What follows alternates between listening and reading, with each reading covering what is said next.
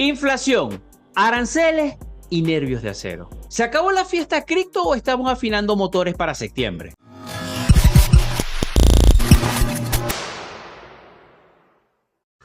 Arranquemos por lo que encendió todas las alarmas. El PCE subyacente, la medida de inflación que más mira la Fed, porque intenta aislar los vaivenes de la energía y los alimentos, esta subió 2.9% anual en julio, su nivel más alto desde febrero. ¿Pero qué significa esto del subyacente?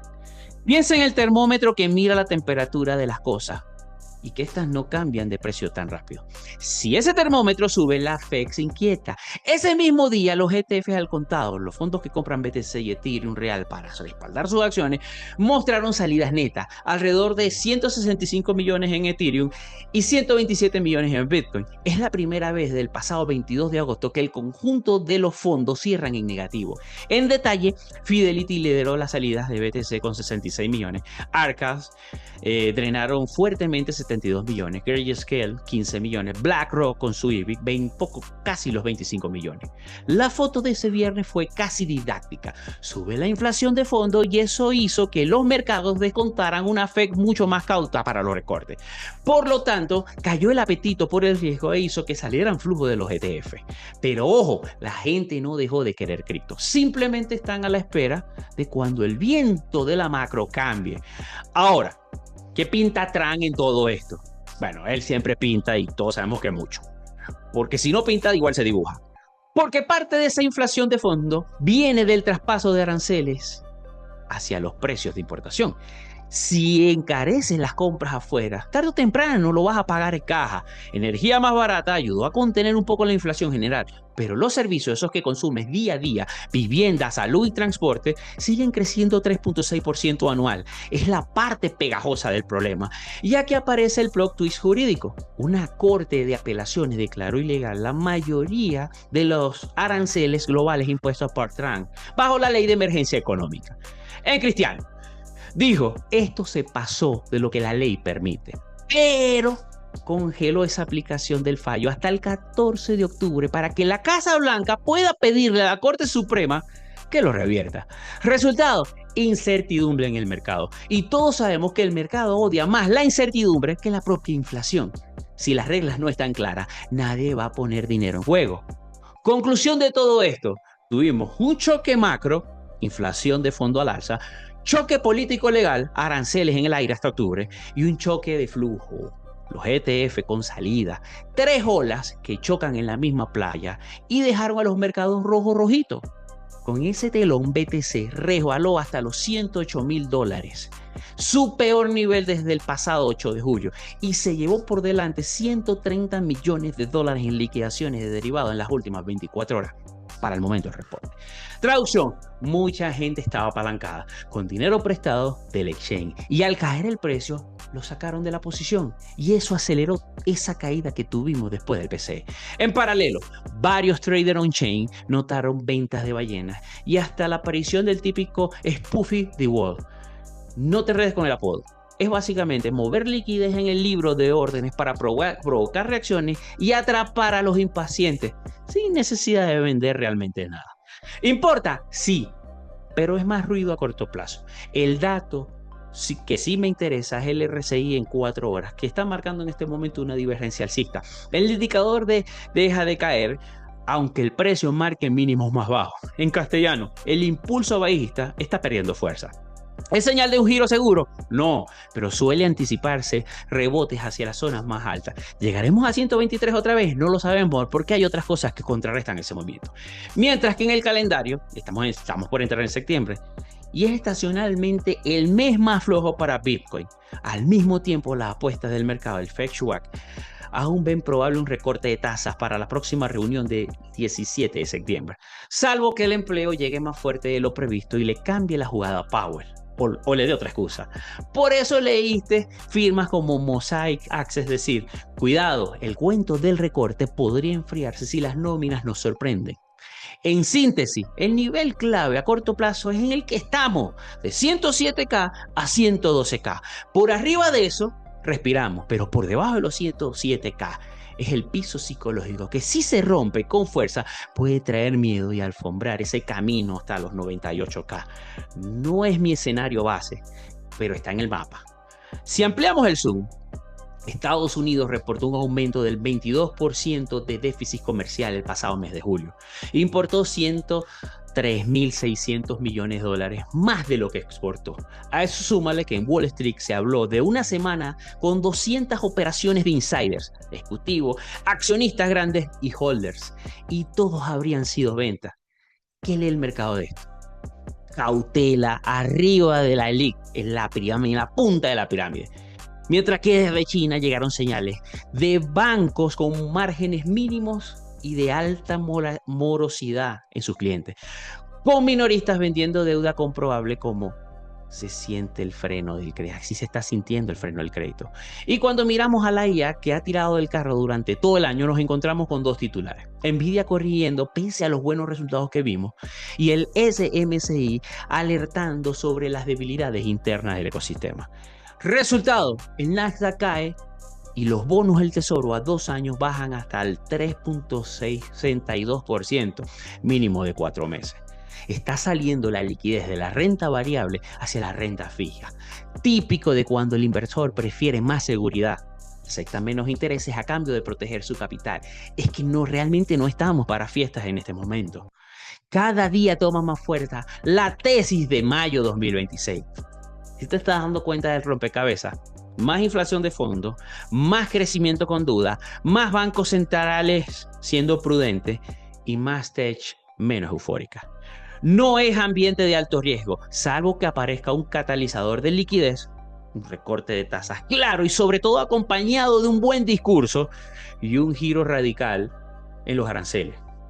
Por eso el mercado de las criptos se mueve a sacudida, dependen del latido macro. Ahora, aterricemos donde más me gusta personalmente, el análisis on-chain. Glassnode mira el costo base de los que compraron hace 1 mes, 3 meses y 6 meses. Esos precios promedios están a cerca de los 115K para los de 1 mes, 113K para los de 3 meses y 107K para los de 6 meses. ¿Qué pasa si DTC cotiza por debajo de esos precios?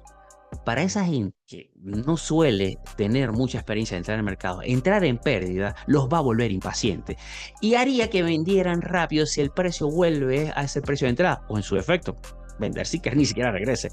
Por eso cualquier rebote puede chocar con vueltas cercanas a los 112, 116K. Es una zona donde todos esos van a querer salir tablas o con muy poco profit, con el fin de librarse de toda esta incertidumbre que estamos viviendo en este momento. Otro termómetro es el CBD, el delta de volumen acumulado, que mide si en los exchange hay más órdenes agresivas de compras o de venta. Hoy ese sesgo se neutralizó en spot. Compras y ventas se están cancelando, están al mismo nivel. Pero en futuros perpetuos se inclinó a la baja desde julio. No hay euforia, hay cautela. El RSI semanal cayó hacia los 53.55, zona que no es ni sobreventa ni sobrecompra. Estamos neutral y los volúmenes andan estables, pero sin chispa. De nuevo, no hay capitulación, pero falta gasolina para romper ese rango en el que estamos. Si no nos ayuda la macro, tendremos que rezar. Aún así, hay contrapesos porque vemos menores entradas de BTC a los exchange y señales de acumulación minorista. Son brasas bajo esa ceniza, pero que no prenden el fuego a sola. Pero hacen que cualquier aliento, recorte de tasas o alivio arancelario puedan encender nuevamente esa llama. Lo cierto es que hay muchas dudas. ¿Esto es una ruptura bajista o una falsa alarma? Vamos a los patrones. En el técnico del ciclo hay dos lecturas. Uno, los que señalan que BTC rompió una línea de tendencia de varios años y si el RSI pierde su soporte, podríamos visitar 80K a finales del 2025, casi como anticipando el final del ciclo. Y dos, los que dicen que esto es una falsa ruptura, un fake out, un martillo para sacar a los impacientes por debajo de los 100K. Y después marcar un máximo con un patrón de megáfono alcista que contiene objetivos de 144 o 206K máximos de ciclo. Claro, va a depender del marco del tiempo y sobre todo cómo esté la geopolítica y la macro. ¿Quién tiene razón? Ninguno al 100%. En el corto plazo manda la macro y los flujos. Para el escenario 2, para que este gane más credibilidad, hace falta un cierre semanal por encima de los 112K, que abra la posibilidad de llegar a los 117, 123, hacer un nuevo máximo histórico en este tiempo.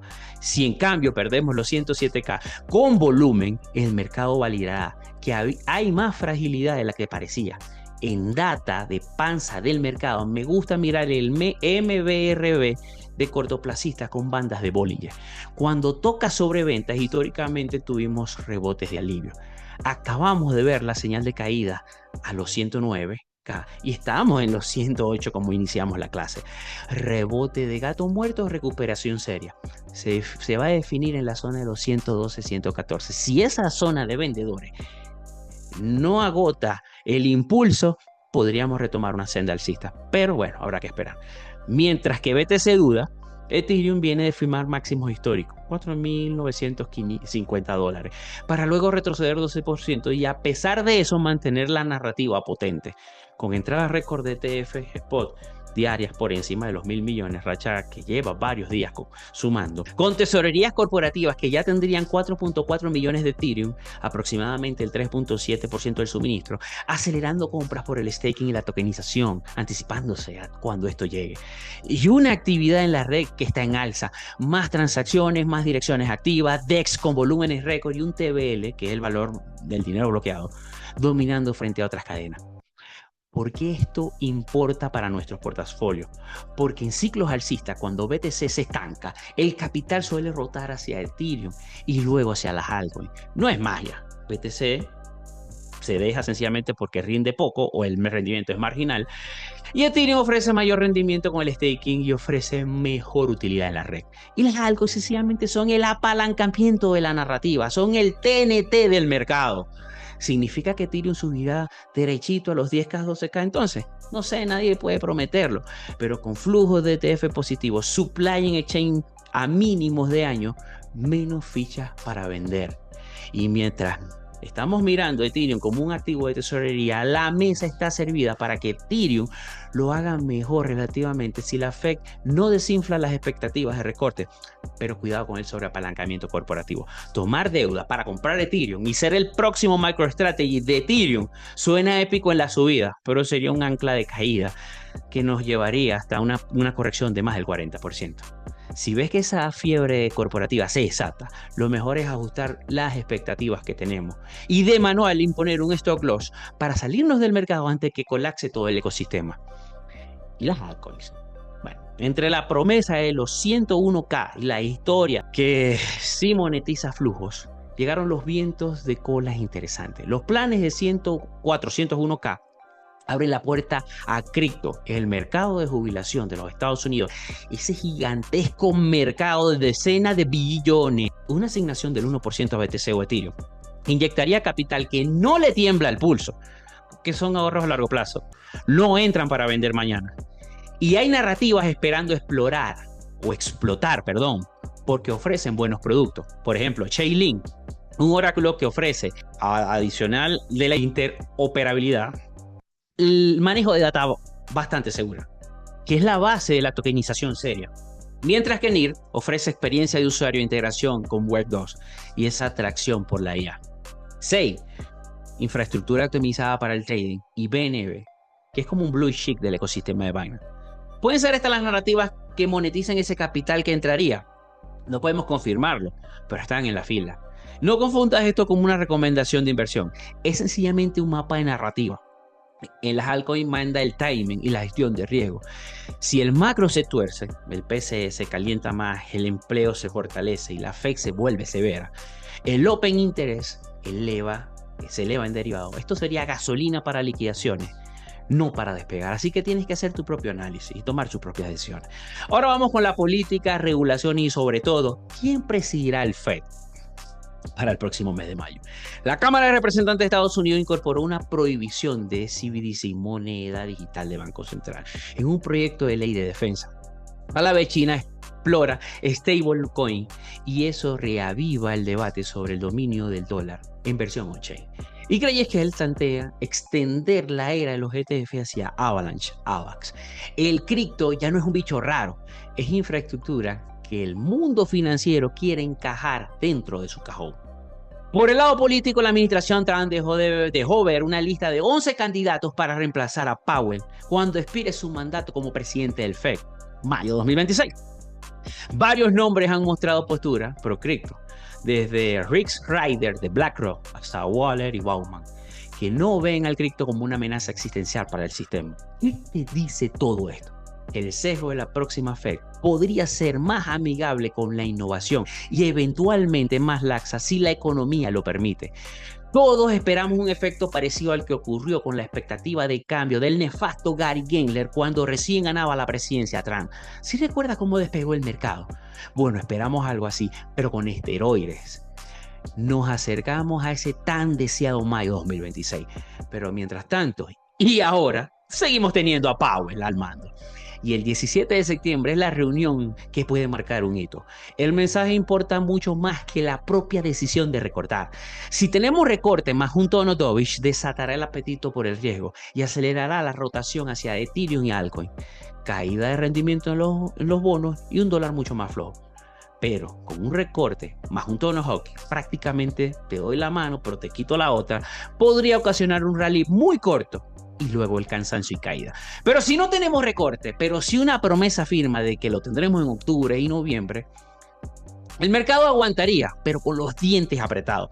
Ahora, si no tenemos recorte y a la vez nos siembran dudas con la inflación, el dólar se va a fortalecer, las bolsas van a caer y el cripto sangraría.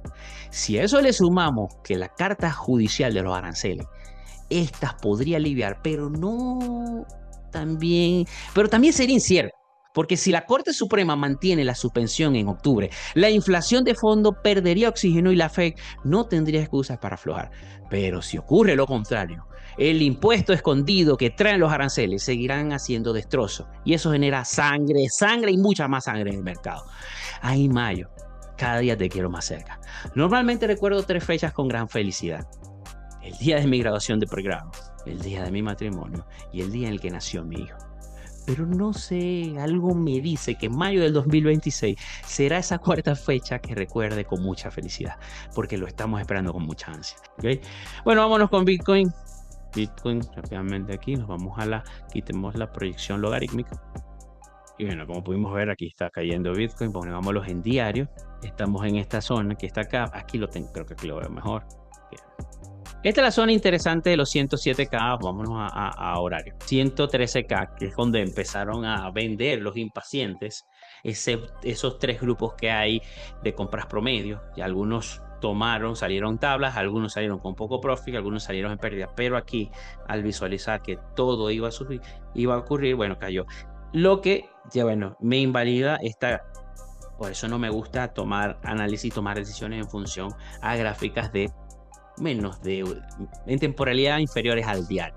Pero bueno, como no tenía nada que mostrar técnicamente diferente para la última sesión, hablamos de una temporalidad de 4 horas. Poco le tomó atención a eso. Pero bueno, aquí podemos ver que esta zona de los 113K es vital. Aquí, bueno, y aquí lo bueno es que ya vendieron. Yo creería que si vamos a atacar nuevamente esta zona, lo podríamos superar porque deben de quedar muy pocos vendedores. A lo mejor los que son un poco más cautos, que están por encima de los 115K, bueno, todavía aparezcan por esta zona aproximadamente y bueno, vendan algo, pero no deben ser mayores que los que vendieron aquí. No creo. Mientras que Ethereum podemos verlo aquí. Okay. Ethereum, si nos vamos a diario, Ethereum está pasando, vamos a ponerlo en semanal mejor, creo que en semanal se va a ver un poquito mejor. En semanal tenemos una figura que a mí me gusta bastante, que es suelo redondeado o tacita de té. Aquí está la tacita de té. Creo que entonces sí mejor en diario. Tenemos la figura de la tacita de té. ¿Qué quiere decir la tacita de té? Suelo redondeado, asa y ruptura. Y normalmente eso es, la proyección me da esta distancia. Entonces, si aquí tenemos esta profundidad, deberíamos tener el TP de este movimiento está alrededor de está por encima de los $6.800 aproximadamente. Para bueno, no quiere decir que vaya a ser el piso, el techo del mercado para este ciclo de Ethereum. No lo sé, es sencillamente para esta figura chartista.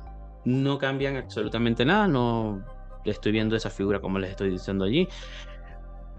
Son figuras en las que aquí sí me mojo un poquito más, porque ya son temporalidades de mucho más tiempo. Se nota bien aquí la toma de ganancia, luego la acumulación para seguir subiendo. Aquí entró dinero inteligente que empieza a tomar ganancia en escalones, está tomando ganancia en escalones y probablemente aquí termine de salir según la estrategia de entrada que tuvo en esta fase de acumulación. Así es como funciona. En temporalidades más altas entra el dinero inteligente. En temporalidades más cortas entra el trader que busca apalancarse con el dinero del exchange y es más rápido para tomar ganancias. Y toma ganancia y el mercado se desploma. Vamos a ver qué más preguntas. Bueno, básicamente ese es el análisis que les traía para el día de hoy. Podemos revisar cómo el Nasdaq también cayó.